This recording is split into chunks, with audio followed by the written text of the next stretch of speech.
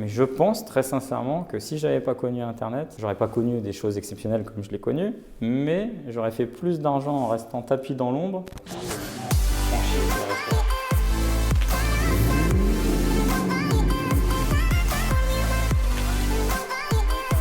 Plus de 2200 mètres carrés.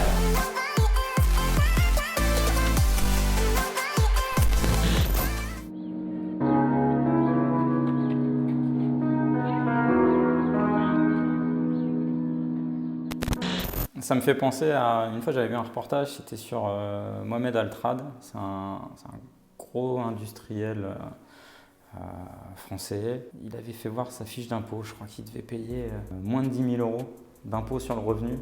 Tu te dis, bah, attends, il ne gagne pas d'argent. Si moi je regarde juste sa fiche d'imposition, que j'y connais rien au business, il y a plein de gens qui pensent connaître le business, qui ne connaissent pas le business.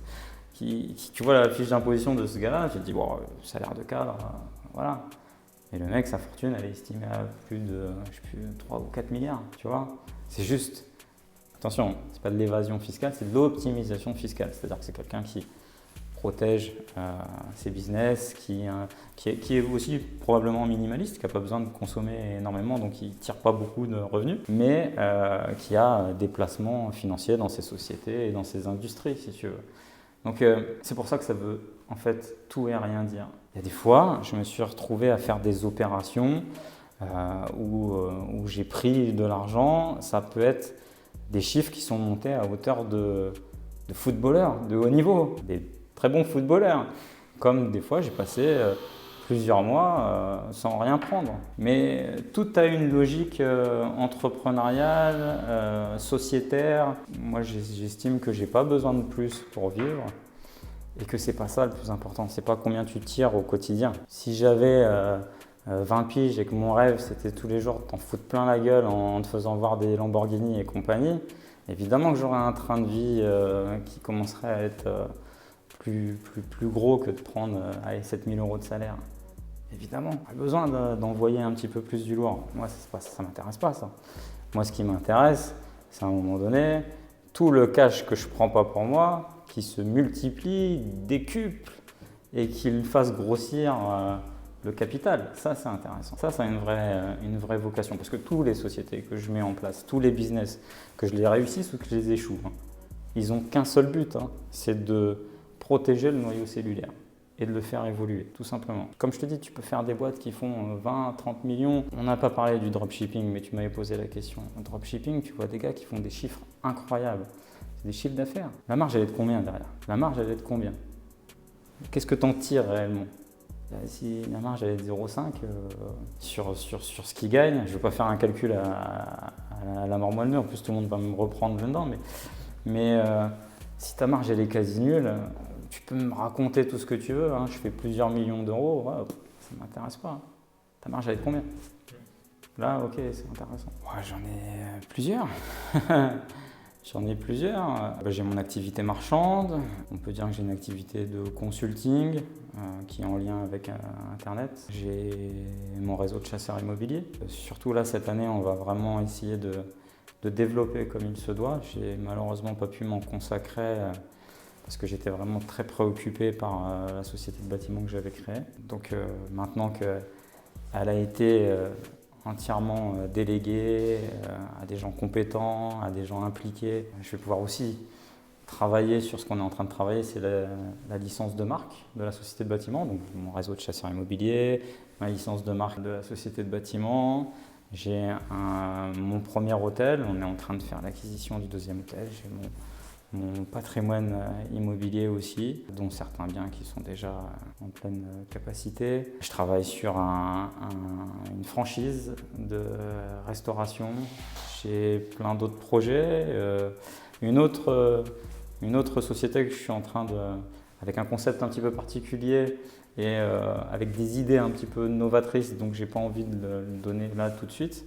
Et puis je suis juste un actionnaire dans ce projet, donc c'est quelque chose que je ne parlerai pas actuellement. Donc voilà, aujourd'hui c'est ce qui occupe mes journées. Alors c'est pas Internet.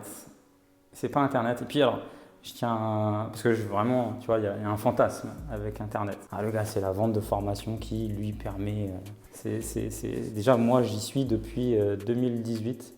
commencé à proposer des choses en ligne depuis 2018 alors que j'étais sur Internet depuis 2012. Pendant 6 ans, j'ai été le couillon de l'histoire à rien proposer alors qu'il y a eu des gens que j'ai coachés, que j'ai accompagnés, qui aujourd'hui des grands formateurs YouTube, donc qui ont des grosses audiences, parfois des audiences un peu plus faibles, mais qui sont arrivés dans ce système, dans ce business, comme un business. Ils l'ont intégré comme un business. Moi, je l'ai intégré comme un nounours, quoi. J'ai pas compris que c'était des loups, moi. Et depuis le 2018, j'ai mis en place ces systèmes-là. Ça représente, Internet, moi, ça représente à peu près 10%. Et puis, tu sais, là, je suis en train d'écrire un livre, on était vraiment en train de réfléchir, se poser aussi. Je me dis que Internet m'a fait connaître beaucoup de choses très, très sympas, parler devant du public, avoir une audience, aller dans des endroits où je ne pouvais pas aller par rapport à des rencontres, un peu par rapport à l'argent que ça en générait. Mais je pense très sincèrement que si je n'avais pas connu Internet, je n'aurais pas connu des choses exceptionnelles comme je l'ai connu, mais j'aurais fait plus d'argent en restant tapis dans l'ombre parce que j'étais sur un marché porteur qui a été mis en lumière par tout un tas de sites qui avaient déclaré ma ville comme une des plus rentables de France, etc. Je serais resté, de toute façon, il y aurait eu des youtubeurs immobiliers, youtubeurs business, etc. Il y aurait eu des gens qui seraient venus ici. J'aurais fait mon activité de promoteur, j'aurais vendu même un peu plus cher ce que je vends moi en tant que promoteur. Je pense que j'aurais même fait un petit peu plus d'argent et je pense sans les emmerdes qui vont avec, parce que quand tu es connu, attention, hein, c'est relatif, mais quand tu as un petit peu d'audience, tu as ce fameux chantage aux réseaux sociaux. Si tu n'es pas gentil avec moi, je vais te dire que tu es un gars pas très très gentil. Et puis je vais tuer ton business. Donc je reviens à ça pour la proportion. Je faisais juste une petite parenthèse. Je reviens sur la proportion. Internet, ça représente un petit pourcentage de ce que je fais. C'est mon activité de promoteur en fait qui fait partie de mes plus gros revenus parce que je vends des centaines de biens immobiliers, quoi. Et je continue à en vendre. Là, on est sur un très gros projet qui est là sur la table, mais je te ferai pas tout voir. D'ailleurs, ne filme pas. Je suis sur un très très gros projet, même 2 actuellement. Voilà, ça c'est mon activité qui est la plus volumineuse. Et après, j'espère vraiment pérenniser les deux structures sur lesquelles je me suis battu quand même depuis 2 ans. Probat Locatif avec la licence de marque et on va essayer de le développer partout en France. Puis faire rentrer un maximum de chasseurs dans notre réseau parce que j'étais le premier à faire de la chasse immobilière pour les investisseurs immobiliers par le biais d'Internet. Et donc aujourd'hui, d'amener des chasseurs à proposer ce type de service à des investisseurs, c'est une réelle fierté et je crois énormément en ces 2 sociétés. Si cette vidéo t'a plu, n'hésite pas à la liker, à la partager, à la commenter et également abonne-toi à ma chaîne. Tu peux aussi visionner d'autres vidéos juste ici et je te dis à très bientôt.